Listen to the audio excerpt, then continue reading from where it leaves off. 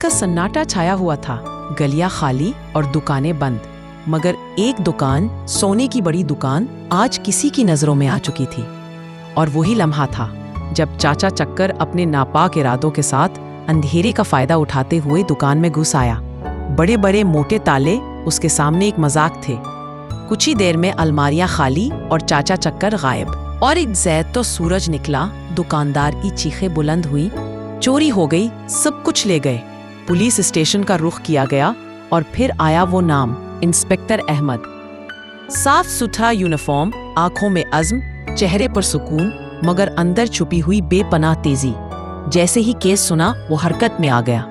मौका वारदात का मुकम्मल मुआयना, टूटी अलमारियां, बिखरे हुए जेवरात और एक छोटा सा सरा, बस यही काफी था इंस्पेक्टर अहमद के लिए। तहकीकात ने एक चेहरा सामने लाया, चाचा चक्कर, चालाक, घाग, बार बार रूप बदलने वाला, मगर इस बार वो सब्जी वाला बन चुका था।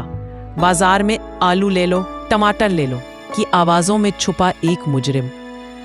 मगर क्या इंस्पेक्टर अहमद धोखा खा जाता? कभी नहीं। उसने भेस बदला, आम शहरी बनकर सब्जियों के पास जा खड़ा हुआ। और जब वक्त आया, चाचा चक्कर ने पहचान लिया और दौड़ लगा दी। अब बाजार के बीचों बीच दौड़ती हुई चप्पलें, उड़ते हुए शॉपिंग बैग्स और इंस्पेक्टर अहमद के पीछे भागते कदम।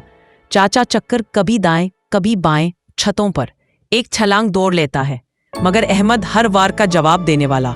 और आखिरकार जब सब रास्ते बंद हो गए, इंस्पेक्टर अहमद ने अपनी महारत से उसे घेर लिया और कानून की जंजीरों में जकड़ लिया। बच्चों ने तालियां बजाईं, लोग मुस्कुराए। चाहे रूप कितने भी बदलो, हक और कानून की आंख सब कुछ देखती है, क्योंकि जब भी जुर्म सर उठाता है तो फिर इंस्पेक्टर अहमद ही आता है। अगर आपको हमारी कहानी पसंद आई हो तो एक लाइक जरूर दें। और हाँ, ऐसी ही मजीद दिलचस्प कहानियाँ देखने के लिए हमारे चैनल उर्दू बड्स को सब्सक्राइब करना ना भूलें। चलो बच्चों, मिलकर कहें, सब्सक्राइब करें और उर्दू बड्स देखें।